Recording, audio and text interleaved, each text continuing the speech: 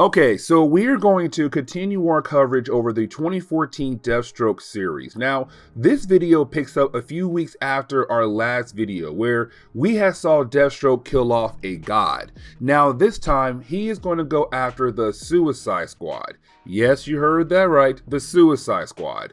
Now, here's the thing, because in the opening pages of the storyline, we see him about to break into Belle Reve. Now, Belle Reve is a well-known prison in America where basically most of the more difficult supervillains go to be held at, like the Suicide Squad. It's also the base for the Suicide Squad. It's also where Amanda Waller works out of. Now, with that being said, we see Deathstroke trying to break into this actual prison. And with this prison being one of the top prisons in the world, of course, it is going to be very difficult for him to break into, except he says he has to find Amanda Waller because apparently she did something to him. And so we have to jump back in time to figure out what in the world did Amanda Waller do to Deathstroke. Now, we do jump back 36 hours before the present day, where we see him right now working out at the base of the Dead Bastards. Now remember, the Dead Bastards are a group of mercenaries who are basically dead to the entire world. The world has no idea they're alive. Either way, Deathstroke joined this group as a new team member just to make some more money. Now, with that being said, one of the members of the team, Victor Ruse, comes over to Deathstroke and says, "Hey man, I got some bad news for you. We were able to find your daughter, except something bad really happened." And we kind of find out that when it came to Rose, the daughter of Deathstroke, she was just chilling at home at one of her houses across the world, except that was the moment her house was attacked by a bunch of soldiers. And we're led to believe that this could have been done by, well, Amanda Waller. And so when you have Deathstroke go over there, he believes that his daughter is dead. Matter of fact, when it comes to Victor, his team member, he also believes that when it comes to Rose, she has to be dead, because there were a lot of guys who were just able to walk up to the house and begin to shoot up the entire building. There's no way she would have survived that. Now, with that being said, when Deathstroke does arrive, luckily he does not find the body of Rose, but he does find the body of some other woman who apparently was very close to Rose. The problem is though, there was a message left behind by Harley Quinn. And so this is why Deathstroke is going after, well, Amanda Waller, because it seems like Amanda has sent in the Suicide Squad to get his daughter as a way to get to him. And so now you have Deathstroke saying, okay, I have to find Harley Quinn, but at the same time, I have to find Amanda Waller, because now he believes they have grabbed her and trying to hold her hostage to bring him to, well, them. And so that is when we jump back over to the present day, where you have Deathstroke continue his plan to break into Belle Reve. Now, like I said earlier, when it comes to Belle Reve, it's one of the top prisons, probably the top prison across the world, meaning that it's not going to be an easy task to break into. And matter of fact, we have seen other characters, really heroes, try to break into Belle Reve, and literally almost every single hero, except like maybe Batman, had a very difficult time breaking into this place. But this is also Deathstroke on Batman's level. This man planned out the entire attack, and so he was able to break into the actual building. Here comes the problem though, because while he was trying to break into the entire building, he did release a EMP, and of course that shut down the entire system of the base. And with that happening, all the prisoners began to escape their cells, and so now you have a riot happening in the middle of this prison. And some of those prisoners are trying to get out, but some other ones are trying to get to Amanda Waller. Either way, you have Deathstroke being able to find, well, Harley Quinn. And so once you have Deathstroke being able to find Harley Quinn, he says, listen, I know that you know where Amanda Waller and you guys are holding my daughter at. I know you guys took her. Now, when it comes to Harley Quinn, she does tell Deathstroke that she does know where, but before she is able to tell him where, she says, you have to help me out first, which means that you have to kill off Amanda Waller. Once you do that right there, then I'll help you find your daughter. And unfortunately, Deathstroke has no choice but to agree to kill off Amanda to basically get his daughter back. Now, there are two reasons why he's going to help Harley Quinn out.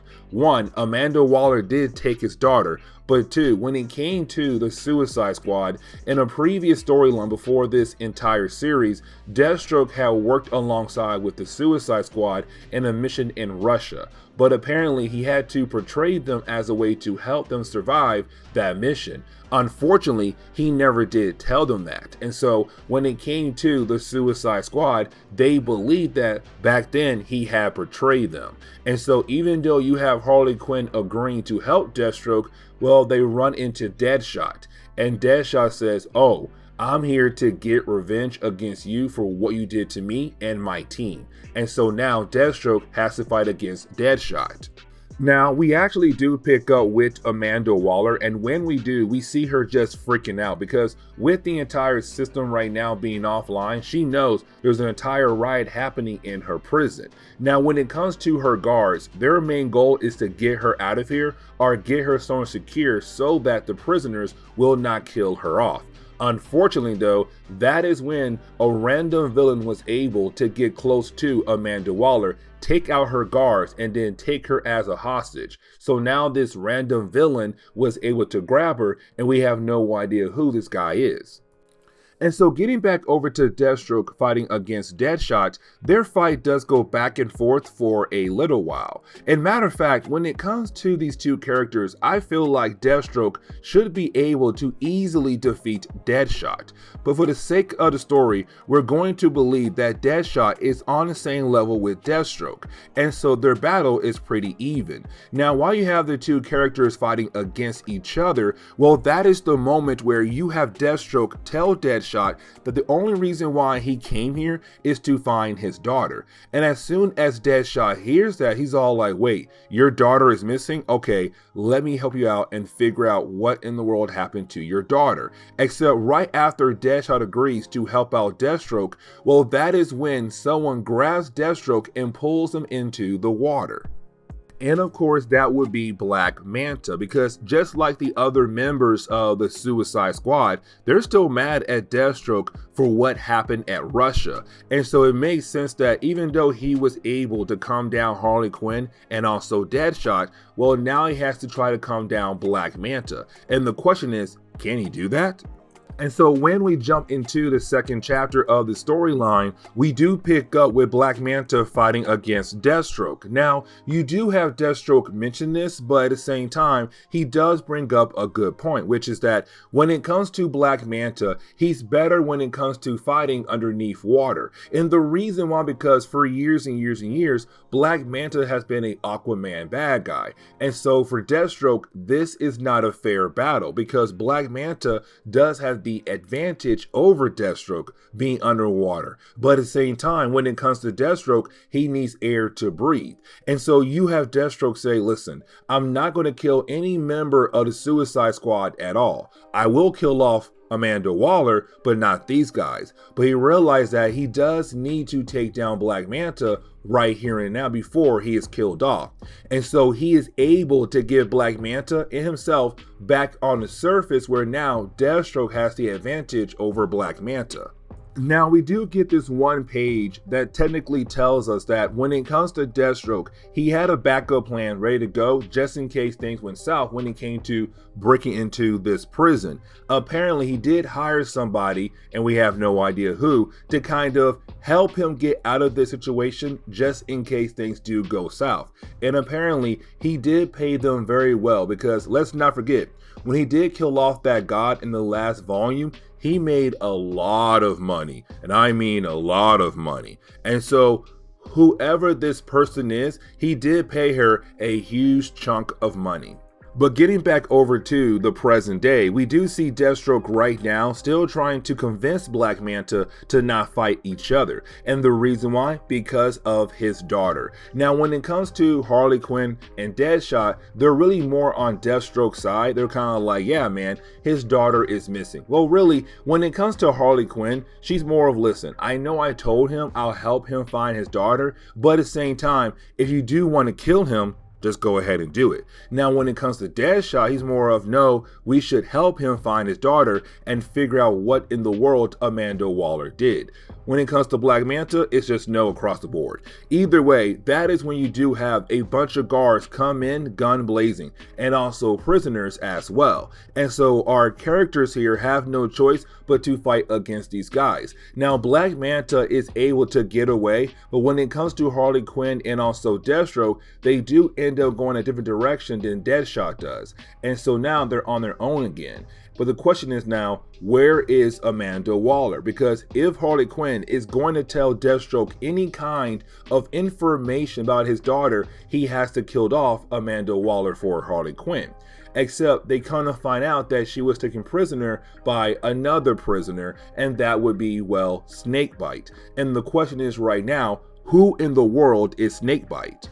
And so when it comes to Snakebite, he's been around for a very long time in DC Comics. It's just that when it came to the new 52, where they had to reboot their entire universe and then give us new versions of our characters, Snakebite wasn't used as often. Now with that being said, when it comes to Snakebite, he was a gambler, a horrible gambler, who then volunteered to join some kind of drug research program where they were trying to treat extreme psychosis. The thing was though, they were trying to do that by using snake venom. Yeah, you heard that right. And so when it came to our friend here, when he did take that snake venom, well, it turned him into a snake man. And so that is how we got Snakebite in the DC universe. Either way, by this point in time, he was captured by Amanda Waller, and she was going to put him on the Suicide Squad. The problem is though, he's too insane to be put on the Suicide Squad. More insane than Harley Quinn. And so because of that, he was just locked up. And he hated Amanda Waller for that. And so that is why he had grabbed her and he's trying to kill her. But at the same time, he's trying to use her as a way to escape. Basically use her as ransom. If they are able to give him a way out of here, he'll be happy to leave. But right when he gets what he needs, he'll then kill her off and then leave. And so then we jump over to Deathstroke and Harley Quinn. Now when we do, we see our two heroes, I say heroes very loosely there, but we do see our two characters right now freaking out. And the reason why, because they are completely surrounded when it comes to security guards. But on top of that, you now have more, let's say soldiers appearing at this place to now surround the entire prison. And so unfortunately, when it comes to Harley Quinn and Deathstroke, it does seem like they are going to lose this battle. Except we have to remember, Deathstroke did have a backup plan to have someone help break him out just in case things get a tad bit too tough, like right now. And so that is the moment we kind of find out the person that he hired earlier was Catwoman, Selina Kyle. And so when we jump into the final chapter of this storyline, we do pick up with Catwoman helping out Harley Quinn and Deathstroke get out of that tight situation. Now, when it comes to Selina Kyle, she believes that Deathstroke wants to leave right now and try to come up with a different plan when it comes to finding out what happened to his daughter. But you have Deathstroke say, no, when it comes to my daughter, I have to help her now, which means that this mission is going to continue on until I am able to figure out if my daughter is here or not, or somewhere else in the world where I can still save her life. And so now their goal is to still find Amanda Waller. Now, when it comes to Deathstroke, Harley Quinn, and also Selina Kyle, they know they have to run into Snakebite. They don't care. They want to find him, stop him, and then get Amanda Waller to learn what happened to Rose, and then kill off Amanda Waller. But that does lead into the moment where you do come to find out that Harley Quinn had lied to Deathstroke about the idea of knowing what happened to Rose.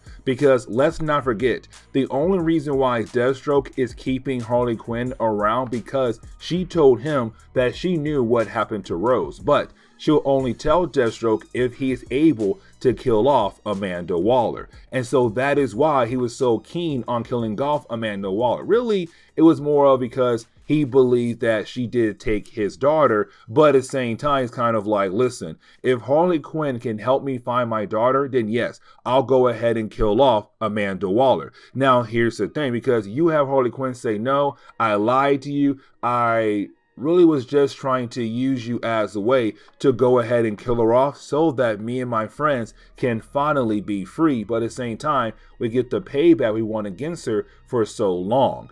Either way, you have Deathstroke very upset about the idea that he was lied to by Harley Quinn. Now, before he is able to, well, kill her off, that is when you have Snakebite appear.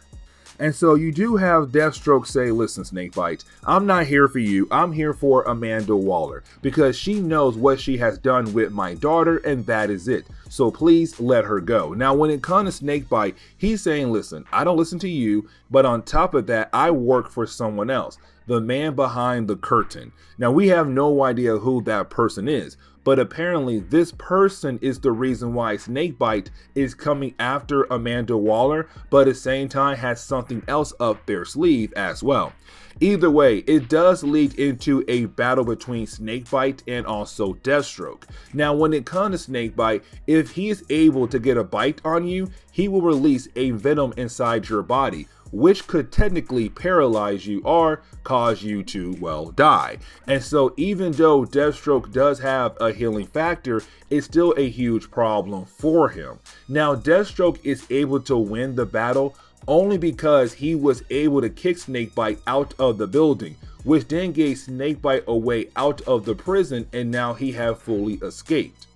Now, after Snakebite is gone, you then have Deathstroke confront Amanda Waller. Now, this is Deathstroke just hoping, praying that Amanda Waller can tell him where in the world is his daughter. Where is Rose? Because again, he believes that she had taken his daughter. Except you have Amanda Waller tell him, dude, I have no idea where your daughter is at. And matter of fact, it could be the person known as the man behind the curtain who had taken your daughter. Unfortunately, she's not here and I have no idea where she is at. Now, before Deathstroke is able to get any more information out of her, that is when you do have a bunch of soldiers appear and they begin to shoot at him. And so when it comes to Deathstroke, he has no choice but to go ahead and leave and realize that this entire mission was a huge waste of time. But at the same time, he still wonders where in the world is his daughter.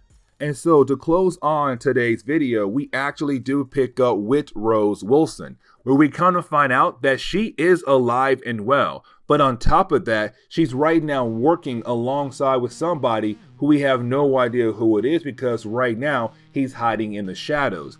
But we're left to believe that this could be the guy or the man behind the curtains. Either way, apparently, when it came to Rose, she got lucky that he came to help her. And the reason why? Because her roommate was going to portray her to get her killed off. And so those soldiers we saw earlier, they don't work for Amanda Waller or the US government. They work for somebody else. The question is right now, who? And why was her roommate trying to portray her and trying to get her killed off? What in the world is going on? But this is where we are going to end today's comic book video. So please leave me a like down below and subscribe. Also, if you have any suggestions on books I should read, well, please let me know in the comments below because you never know, your suggestion could be a future video down the road. But guys, see y'all next time. Later.